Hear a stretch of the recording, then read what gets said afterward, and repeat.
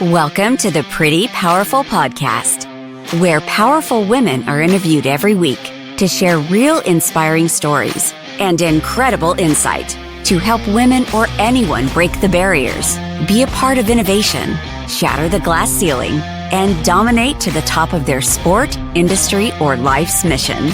Join us as we celebrate exceptional women and step into our power. And now, here's your host, Angela Gennari. Hello, and welcome to another episode of the Pretty Powerful Podcast. My name is Angela Gennari, and today I'm here with Morgan Taylor. Hi, Morgan. Hey, Angela. Thanks for having me today. Thank you so much for being here. So, Morgan Taylor is a board-certified pediatric nurse practitioner and the chief nursing officer at Archer Review. With a deep commitment to nursing education and community building, Morgan has made significant strides in enhancing the preparedness and support for over 500,000 nursing and MP students. Very cool. So, first question, of course, what made you want to get into nursing? Oh, thank you. Thank you. Well, at first in my life, I didn't want to be a nurse. My ambition in life was to be a ballerina. Oh, wow. And Nice. not in a 5-year-old, I want to wear a tutu way. I was very seriously studying ballet. And in my sophomore year of high school, had a significant back injury that took that potential away. And I thought, okay, I have to get serious about my grades. I have to try to get into college. That wasn't really what I was focused on, at least at the time. And people were talking about nursing. I had been exposed to nursing just with family members that had various health conditions. And I thought, you know what, that's easy enough. Let me give that a go. So went to school to get my bachelor's of science in nursing, ended up loving it, and then began my career as a pediatric nurse at Duke University in North Carolina. Huge nursing program there, medical program. This when you come onto the campus, it's literally the first thing you see, this It's massive enormous. structure of a hospital. It's a beautiful campus, is huge. but That yeah. and the chapel. It's Yes. a huge, beautiful chapel. The Yes. campus is gorgeous for sure. And because of the size of the health system, there are a lot of complex cases and just opportunities to learn. So I got to work in the pediatric float pool, which means that I floated around to different pediatric units based on the needs. So if there were tons of patients in the ICU, I would go there. If the emergency department was really busy, I would go there.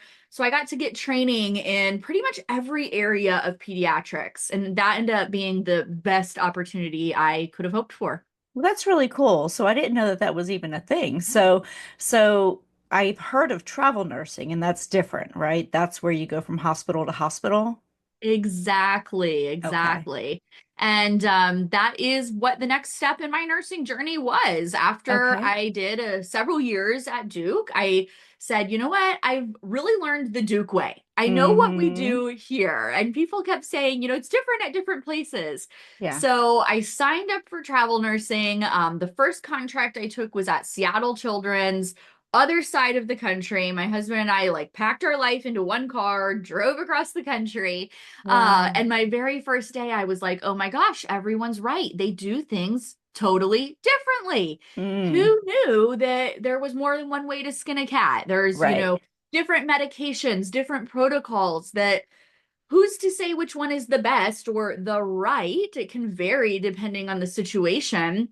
And I realized I had so much more to learn. I thought I had, figured out all the little ins and outs, but I had only learned in that one environment. So beginning that chapter of my life where I traveled from hospital to hospital, like you said, really was very fruitful for my own education. Absolutely. It's always good to have just a perspective, right? Perspective on, because there is not a one size fits all solution. And so you might have also regionally, you might have different cases, you're not going to have hypothermia in Florida, but hopefully not.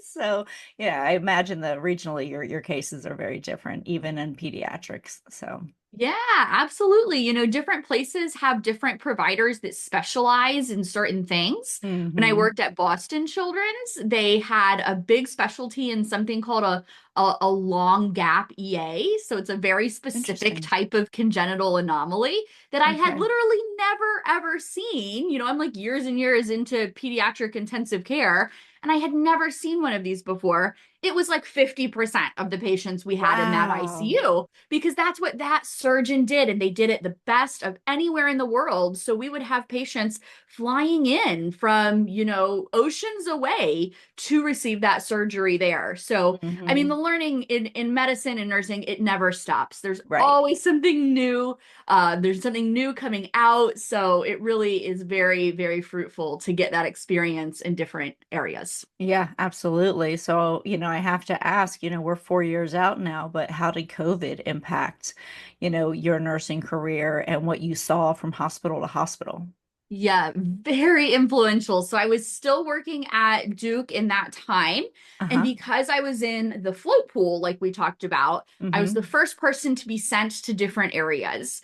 And in pediatrics, we weren't hit as hard. Young Mm-hmm. kids, healthy young kids, weren't getting very sick from COVID. They may be sick, but not ICU sick. They weren't Right. on ventilators Mm-hmm. at the same rates that our elderly or immunocompromised patients were.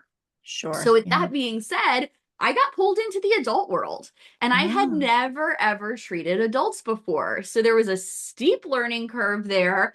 Very thankful to all of my peers who taught me a lot on the job in the moment as I pivoted there. Mm-hmm. But for those who aren't in medicine, kids and adults, they're not just different size, same thing.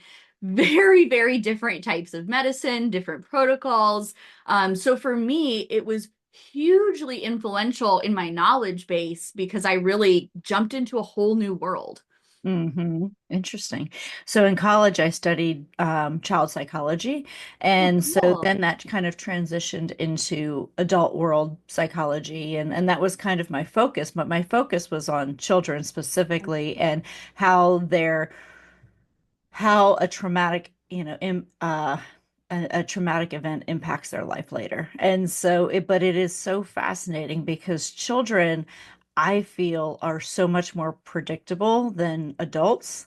And so Interesting. with children, you have a traumatic event and children are way more resilient than we give them Oh, yeah. credit for. They're amazing. Very They're resilient. amazing, but they need that support system. Mhm. They need that comforting adult to be there to listen to them and to help them work through because they don't have the emotional capacity for a Yeah. lot of what they're dealing with.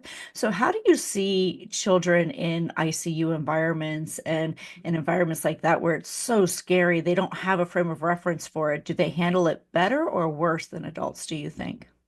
Exponentially better. You Really? used the exact word that I use to tell people why I picked pediatrics, which is Yes. resilience. Yes. Kids can overcome nearly anything. I mean, I Hmm. have worked with some of the sickest of the sick children, and a year later they come back to visit and they're walking around, they're throwing the ball, they're Yes. living their best lives.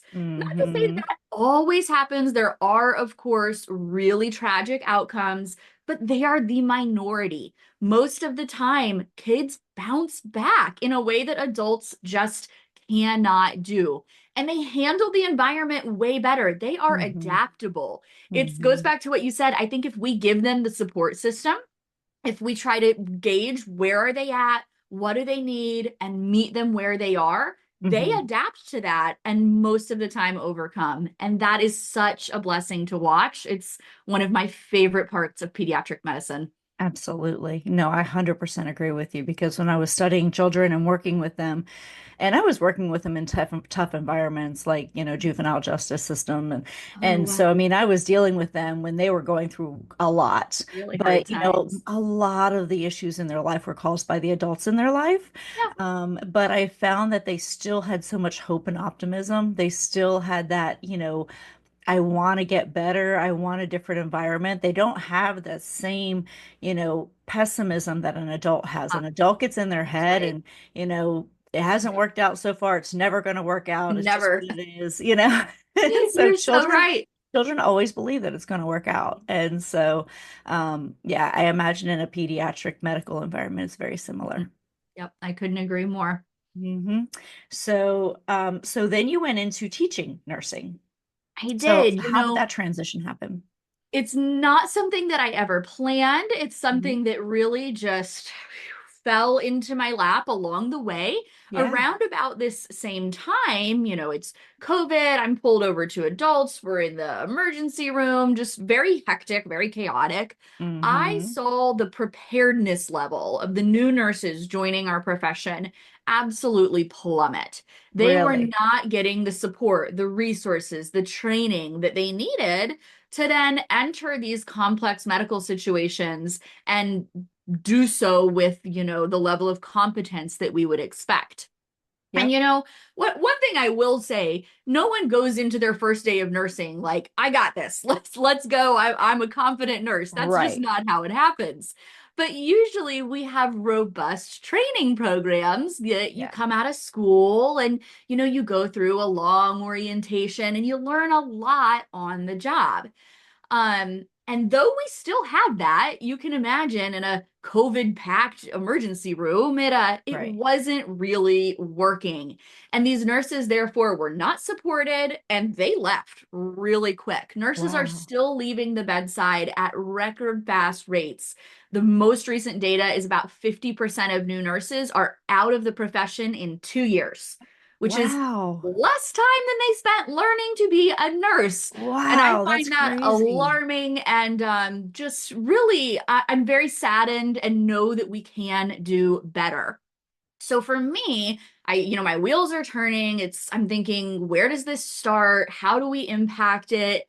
It's very multifaceted, but my brain kept going back to this has to start from day one. This Yeah. starts with how we educate our next generation of professionals.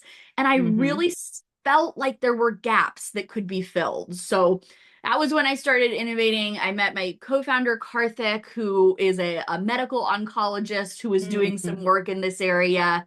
We really hit it off, and he brought me on to develop the nursing curriculum for Archer Review.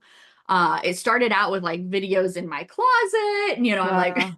writing questions over here, and slowly but surely we started paving the way for really a community platform that could support nurses from day one of their education throughout their entire career. That's really smart because I mean, I think you're exactly right. I think people are coming out of it, out of schools now, lacking confidence and competence to really be the at the same level as their Yeah. peers, and that's it's scary. And I don't know how that's happening. Are they fast tracking people in the education system? Are they lowering the bar? Like this is one thing that I really don't know. Yeah. Well, I'll tell you, it's absolutely multifactorial, but there are a few key areas I've picked up on that I'm Hmm. trying to work towards addressing that I do think make a big impact. First is we have a shortage of nursing faculty. There's just not enough of them. They're retiring, and we don't have more nurses going into education. So the cohorts of nursing schools are getting bigger and bigger and bigger with less instruction. Nursing is a really hard degree. That bachelor's degree has some of the highest number of exams, of boards, of papers, of clinical hours of all bachelor's degrees out there. And it's kind of an emotional profession to get into as you're going into clinical rotations for the first time. You're seeing people who are very ill, who are passing away. You're navigating the intricacy of communicating with families. And if you don't have faculty that's there to support you, to guide you, to talk it out with you, you might just drop out of school, or you're going into day one with a lowered competency or just, not the confidence to jump into this. So I do think that the number of faculty, the robust support system we have in our education systems has at least a part of the role to play there. Interesting. So, do you find any of it to be generational? Just because I know as an employer, I can definitely see generational differences in work ethic and, Right. the amount of resiliency that they have. And, kind of going back to our conversation about children and needing that adult support system, Mhm. I do feel that, a lot of people have coddled their children too much, like they've gone too far wanting Uh-huh. to do everything for them, and now they can't handle stress, they can't Mhm. handle, commitment, they can't handle certain aspects of life that you learn in childhood through Yeah. that resiliency, through Mhm. that, that fall down, get back up, fall down, get back up, Back like up. that. Yeah, And so I do find as an employer, I see a lot of generational differences. Now, of course, you always have anomalies. You always have of those people who course. are just rock stars no matter what. But, Mhm. I do feel that there's a generational difference between, the people who are coming out of college now Uh-huh. versus the ones who had come out 20 years ago. Very different.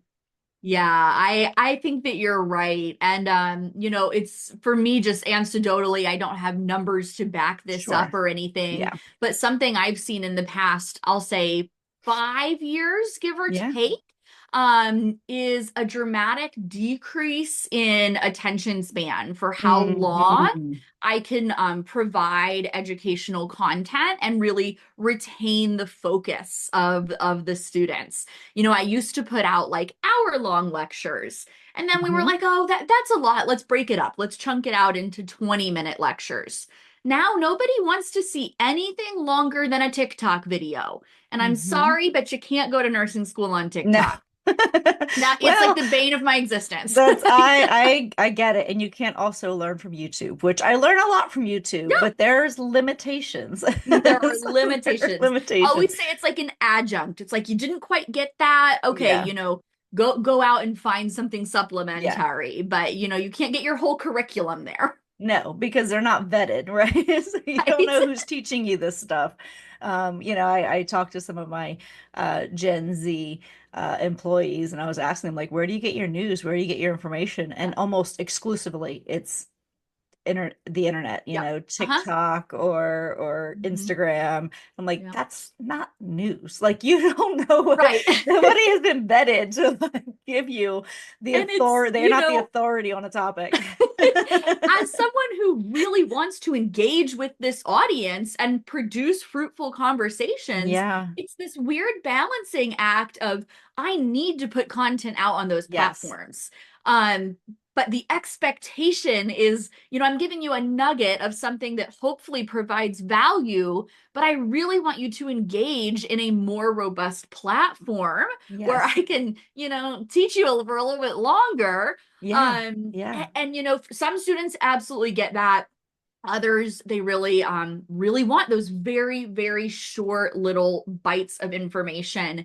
And that's a big challenge. Yeah. Well, and I hear the average attention span is something like 8 minutes now, which is just scary. Yeah. It's just scary. You can just only get so far in 8 minutes. I know. Like, by the time you finish your hellos and introductions, you're 4 minutes You're in. done. You have 4 minutes to You're grab so whatever you. right. You're so But right. yeah, so it's very interesting. So how do you then produce content that is engaging enough and, at the rate of attention span that people have? How do you do that?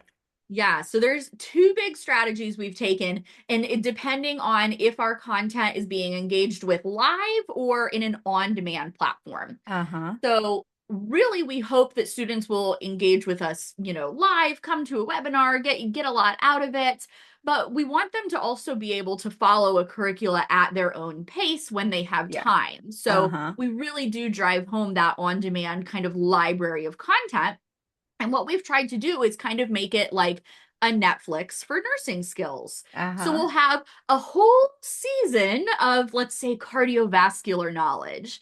And then you get little episodes. So, you talk about heart failure for 8 minutes, you talk about a cardiac arrest for 9 minutes, and then they can say, play next, Yeah, yeah, or yeah. take breaks. They can Mm-hmm. listen to those chapters on the go, in their car, while they're on a walk. I've seen a big uptick in people taking their content on the go, which I'm personally a big fan Interesting. of. Yeah, yeah. I learn best when I'm in motion, Yeah. and I think other students do too. So making it Mm-hmm. versatile, breaking it into chapters, I think has been very useful. But as far as when we're engaging with our students live, we've really tried to innovate using gamification of learning to get them into the session. Oh, they're sitting interesting. there just listening, how easy it is to pull up, your email, your Yeah. TikTok, your Instagram. I mean, you're only half, if that, there, unless you're actively participating. So we use a platform where there's like a little QR code, they scan it, they can like buzz in to answer questions, they compete to get on a leaderboard. And it really turns it into this community participating in the session.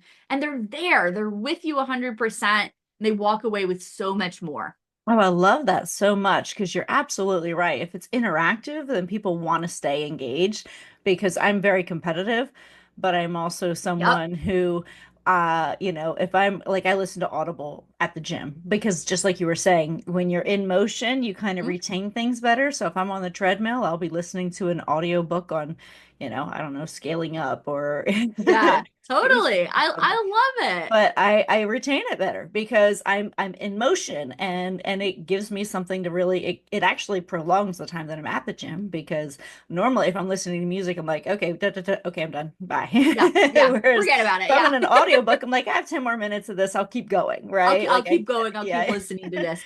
I so couldn't agree more. I yeah remember the exact moment in undergrad when it clicked for me that like yeah that was how my brain was retaining info. I yeah was listening to a lecture in my headphones while I was like on a walk or something. And then later that week I had a test on that information. And I had like an out of body experience where I remembered where I was on the walk when I had heard that bit of information that yep I was using to answer that test question. yeah And I was like, oh, I remember soaked all that up. Like that worked for me. that's great.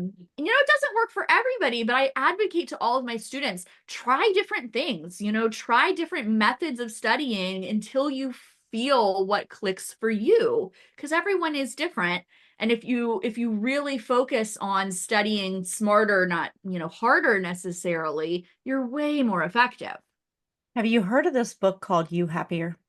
No. So Dr. Amen he is some kind of physician, I think neuro, Okay. I don't know. But anyway, he wrote a book called You Happier, and it's all about understanding your brain type and how your brain type needs certain foods, needs certain exercise, needs certain engagement, and your brain type will basically like if you're feeding, it's like making your brain happy by what you're putting into it and how you're getting information out of it. So it Okay. was fascinating, and I'm still kind of finishing the book, but one of the chapters that I just finished is called I think it's called grounding, but to retain information, for me, because I have what's called a spontaneous brain, which can be a little ADD, which it makes sense of why I need to be at the gym because I'm actively doing something, Sure. but also listening. And so it's something that I can do and listen to, but I have to like not let myself get caught up in the subtitle stuff of the TVs. I'm like, I Sure. can't actually read two things and retain them both.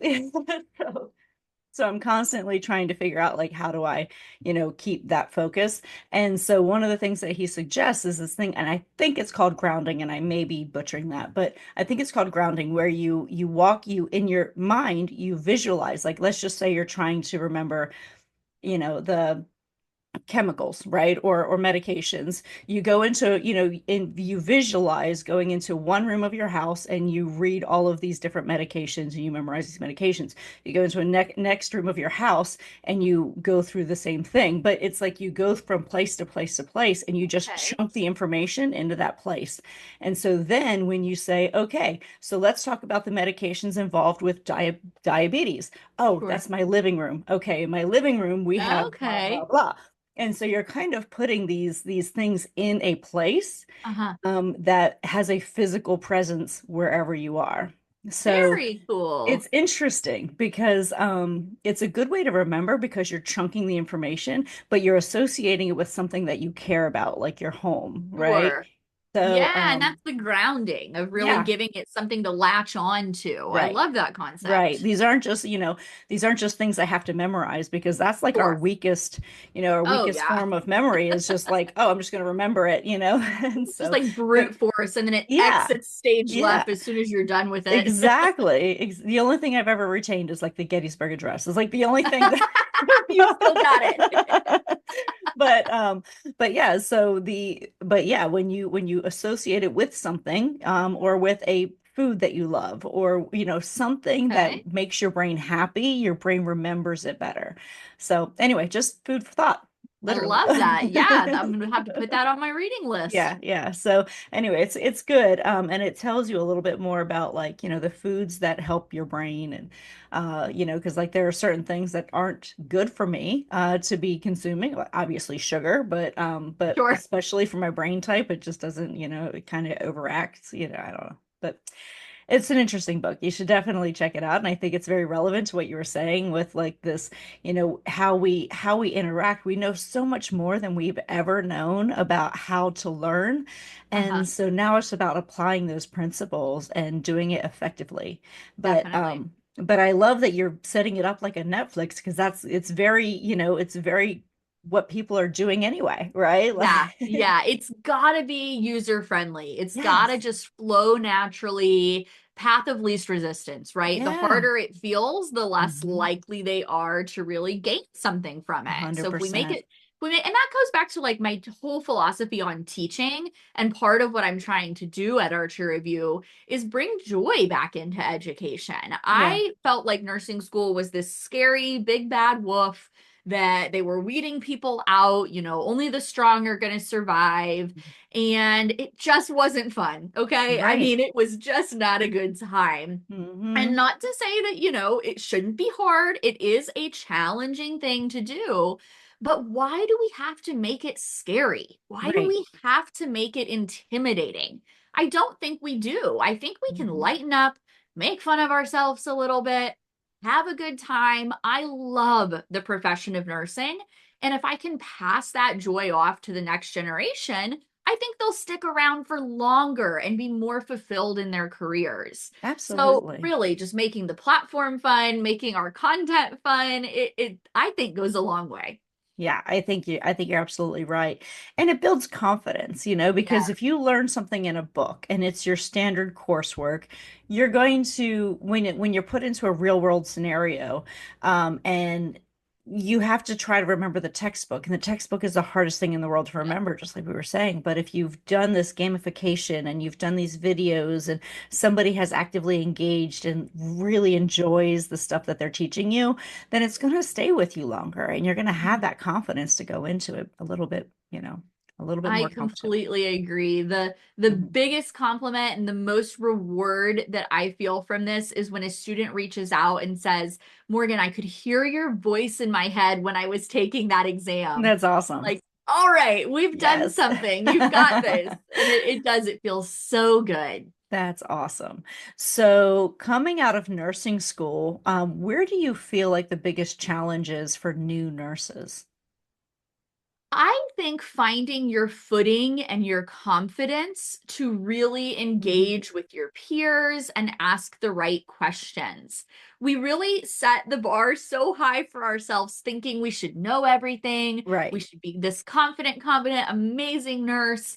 And the truth is, none of us came out of nursing school like that. We were all Hmm. these, little baby nurses that didn't know what was going on. And we were really scared. We wanted to fit in. We wanted to ask Hmm. the right questions but not look like we were, silly. And finding your footing, coming into yourself and getting that confidence to just engage, not be afraid to ask the questions. That is brutal. It's a really, really challenging thing to do. I think it comes back to just, how secure you are in your own skin as well. Hmm. It's just a delicate time, and it really is a challenge. Yeah, it really is. Well, and confidence is one of those things where I feel like there's so much growth we can do as women. on being confident, especially in the workforce.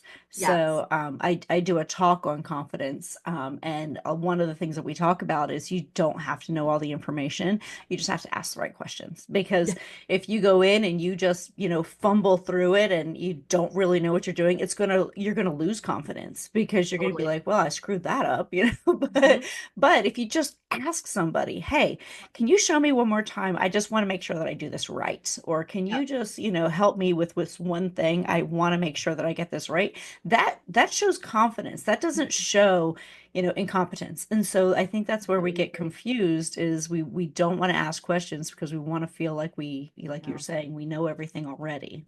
I think there's this mentality hanging around that we can fake it till we make it. Yeah, I hate that. And I hate that it, so much. I really hate that. Yes, I'm like, don't fake it. Please do not Yeah, fake yeah. anything. Learn. That Yeah. is not going to help you. That's not going to help the other nurses, the Hmm. patients. Like, please don't fake anything. Yeah. I kind of try to set my students up with like, here's a script you can follow. Here's some Hmm. verbiage you can use.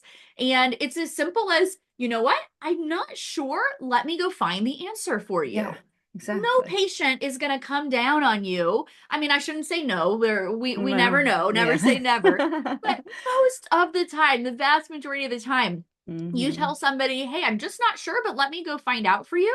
Oh, no Hmm. problem. They would much rather you go find the answer than make something up. Yeah. Oh, yeah. Because nobody, I mean, we're sometimes, I mean, in nursing, you're dealing with life and death situations at Yep. sometimes. So, you definitely don't want to get to the point where you're just kind of fumbling your way through it because you get somebody's life or health on your hands. No Not good. fumbling, no faking allowed. Yeah. Just ask the questions. Yeah, I agree. And once you get into that groove and you find your footing and start to see that, I really do think it starts to get easier, but it takes Yeah. some time. And it also Hmm. takes the right role models. If you Yeah. don't have a preceptor, a charge nurse, any sort of figure to look up to that's modeling that behavior, you're gonna struggle more. So Yeah. all in all, that's one of my missions at Archer is, really from day one of your education, setting that expectation Yeah. that it is okay to ask those questions, that it is okay to demand to be treated with respect, to really exemplify that. Because if we can raise this next generation of nurses to go into the jobs with that expectation and that skill set, it'll transform the profession as a whole. No one will expect you to fake it till you make it. Exactly. Exactly. So to pivot a little bit, who inspires you? Oh man. Nurses as a whole, the profession is so tenacious. There are Yeah. so many out there that really have shown me what it is to be inspired. Mm, Yeah, so rather than just one person, I think the nursing profession is what inspires me because they are really able to pivot to wear 10 different hats in this most hmm. recent phase of my career away from the bedside. I've met nurses as innovators, as CEOs, as, board members, and learned so much that I had no idea was possible for nurses, for women, to really reach that level of, I'm a decision maker. Hmm. I carry some weight. I sit at the table here. So really seeing that power and influence has been incredibly inspiring. Yeah, I imagine. Yeah, nurses in general, I just think are very inspiring because I mean they're in a career that's literally just saving lives and helping people. So yeah, I think they're the unsung heroes. Doctors are okay, but nurses We'll work with them too. nurses are really the rock stars. That's awesome. So what challenges have you overcome in just in transitioning from nursing to teaching nurses? Yeah. One of the big challenges is really just learning to adapt to Hmm. what this newer generation is looking for, like we talked about with the shorter attention spans, Sure. and Hmm. also being willing to admit when something's not working and pivot. Yeah. It can be really hard for me once I've solidified an idea, and I think it's really going to be amazing. Right. It doesn't always work Yeah. out. And I have had to learn that it's okay to kill it and move on. It Hmm. is not, the death of me, the death of my company. We don't get it right 100% of the time. And I'm doing more harm than good by just like clinging on for dear life rather than saying, all right, that's not really what they were looking for. Let's learn from that, pivot, innovate, and make it better. Yeah. Love that. For sure. Yeah, I think as entrepreneurs, that's one thing we struggle with because It's everything is our hard. baby. Everything is our baby and it's all ego Yes, tied, right? And so they totally. always say, don't let your ego get involved. And being an entrepreneur is one of the most ego crushing things that you can ever do. 100%. So if you really want to be humbled, start a company and you'll find out Start a how. company. You get told Whew. no 100 times. Like it's just it is soul crushing. You're right. Yeah, it's soul crushing, but you learn and you become resilient. Hmm. So, so as women, we give our power away a lot. We tend to give other people credit for our work, or we tend to, take criticism when it wasn't, Hmm. justified. And, so where do you feel like in your past that you've ever given your power away, and another time that maybe you've stepped into your power? Okay. You know what?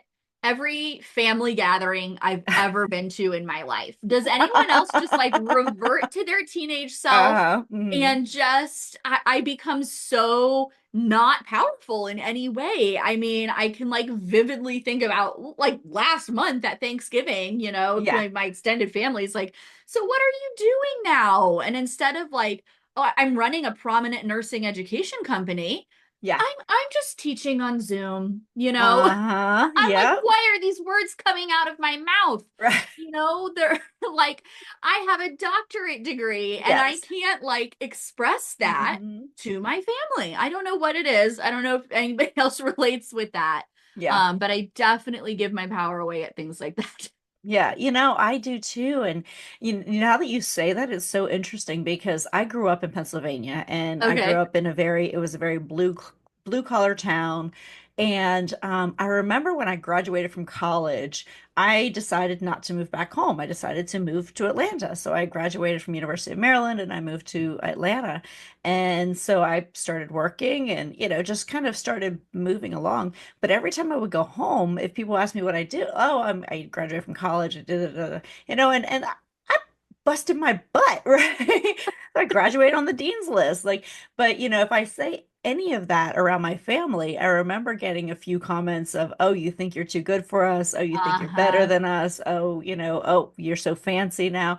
And it almost like I became out of the club Sure. if I was, promoting myself in any Yeah, way whatsoever. So I would always downplay it. I would always downplay it and always. like, yeah, no, nothing much. Oh, it's the same Nothing old thing. much. Oh, just Oh, I working a say lot. that all the time. Nothing Yep. much. And Yep. I'm like, no, I literally just went through a private equity Yes. transaction. I'm Yes. scaling this company. Like, Exactly. Yeah. why am I afraid? I think I'm so afraid of sounding boastful Yeah. that I would rather just shut myself down. Yeah. And that is something I need to work on. Yeah. Because there is a line between discussing and being honest and being boastful.